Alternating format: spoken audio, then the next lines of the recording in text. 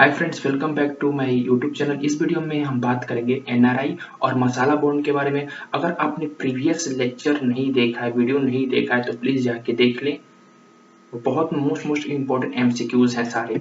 Okay, अगर अभी तक आपने हमारे चैनल को सब्सक्राइब नहीं किया है तो प्लीज सब्सक्राइब कर लें और घंटी बेल जरूर बजाएं, जिससे आपको नोटिफिकेशन मिलते रहे।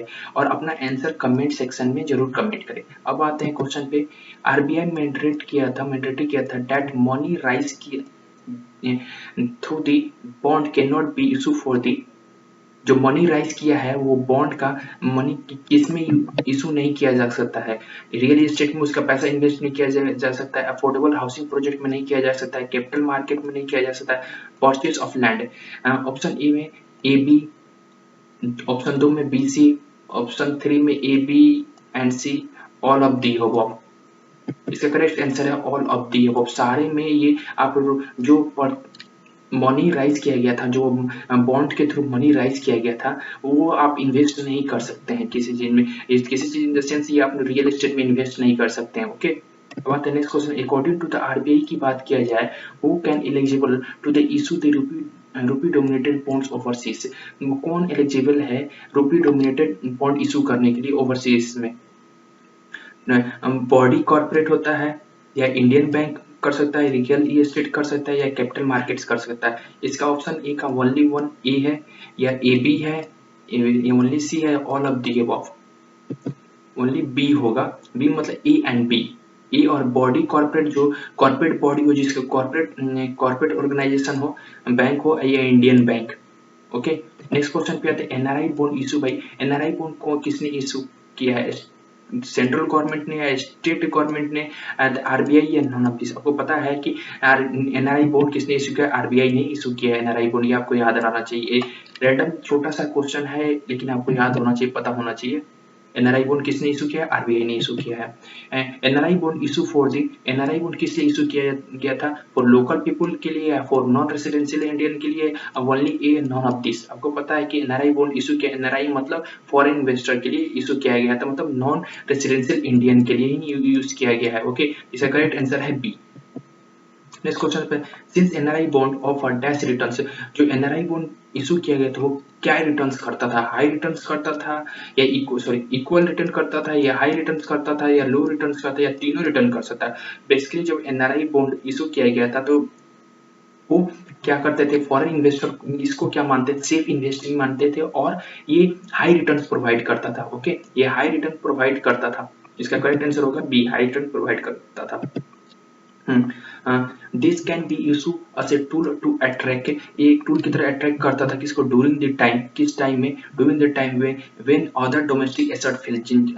हमारे अदर डोमेस्टिक जो एसेट थे सारे फेल हो जाते थे, तब इसको इसी किया जाता था to attract the non residential Indian के लिए, कैपिटल के लिए, पीपुल के लिए, नॉन ऑफ दिस। इसका करेक्ट आंसर है नॉन, कैपिटल के लिए, कैपिटल राइज करने के लिए इसको। जब हमारे सारे एसेट्स फेल हो जाते थे तब इसको इशू किया गया था कैपिटल जनरेट करने के लिए।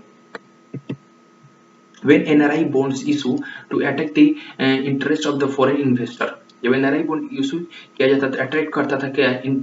जो फॉरेन इन्वेस्टर थे उनको।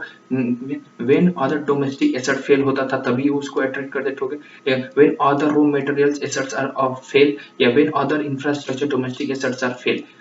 इसका करेक्ट आंसर होगा बी। इसका करेक्ट आंसर होगा B, when other raw materials assets are fail. जो सारे रॉ मटेरियल एसेट्स फेल हो जाते थे तब ये एनआरआई बॉन्ड अट्रैक्ट करता था फॉरेन इन्वेस्टर को इन्वेस्ट करे, जिससे हमारा जो रूपी रूपी और क्या बोलता है, डॉलर का जो बैलेंस हो वो बना रहे, और हमारे कैपिटल कैपिटल जो था वो बराबर है। ओके, नेक्स्ट क्वेश्चन पे आते हैं। NRI bond which are the correct statement. NRI bond के लिए कौन सा करेक्ट स्टेटमेंट है?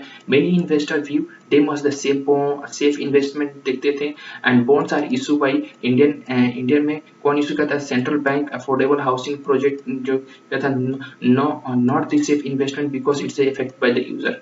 Option A B both of the correct. इसका करेक्ट आंसर हुआ क्या? ए, ओनली ए करेक्ट आंसर होगा। Okay, NRI bond actual effect, NRI bond किस पे इफेक्ट करता था? रूपी डॉलर दोनों पे। इसका करेक्ट आंसर होगा ए बी सी वन, उधर इसका ए होगा। एनआरआई बॉन्ड एक्चुअल किस पे इफेक्ट करता था? रूपी पे।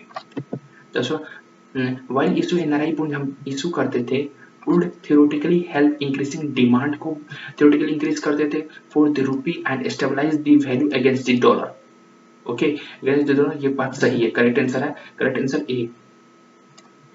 इस क्वेश्चन पे आते हैं, क्वेश्चन 2013 में when the rupee witness A fall about, जब 2013 में रुपीस कितना डाउन फॉल हुआ था उस जस्ट फॉर 4 मंथ, 4 मंथ में रूपी कितना फॉल हुआ था 2013 में, 20% फॉल हुआ था, 25%, 30%, 35%, बेसिकली ये फॉल हुआ था 25% ये फॉल हुआ था 2013 में जस्ट फॉर 4 मंथ में ही, ठीक है। व्हेन द आरबीआई विटनेस किया था fall 23 then who can take decision, कौन उसका डिसीजन लिए कि tap down the bond purchase programme, bond purchase programme को बढ़ाया जाए, आरबीआई ने, यूएसए फेडरल रिजर्व ने, सेंट्रल बैंक ने, बोथ ए एंड बी। इसका करेक्ट आंसर होगा बी, यूएसए फेडरल रिजर्व ने।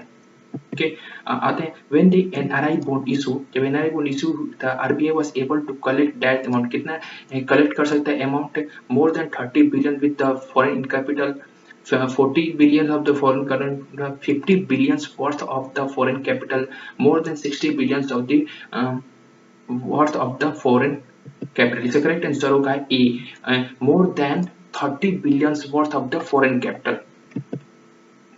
Again NRI bond also issue, NRI bond दोबारा कब इशू किया था 1988 में, 2000 में, बोथ दोनों में इशू किया गया था एनआरआई बॉन्ड। ओके ये आप याद कर लेना, ओके कौन इसको रिमेंबर करना, दोनों में 1988 में और 2000 में एनआरआई बॉन्ड इशू किया गया था। When NRI bond issue to attract the interest of the foreign investor, क्या when the other domestic assets fail, when the other raw material assets fail, when the other infrastructure domestic fail, ये same question आ चुका है, तो इसका correct answer क्या होगा B. Okay which is the correct statement, NRI bond issue किया गया था इन 1998 में, आपको बता दें 2013 में have also established the rupee को, हाँ बात सही है। Okay when such bonds were issue NRI bonds can help raise in the 30 billion, ये भी बात सही है, मतलब बहुत करेक्ट आंसर होगा। ओके इस क्वेश्चन पे एनआरआई बॉन्ड एक्चुअल इफेक्ट किसको इफेक्ट किया, सॉरी नेक्स्ट अगेन क्वेश्चन आ गया, तो इसका करेक्ट आंसर होगा रूपी डोमिनेटेड था, रूपी ए। और thanks for the watching video, अभी तक हमारे चैनल को सब्सक्राइब नहीं किया तो प्लीज सब्सक्राइब।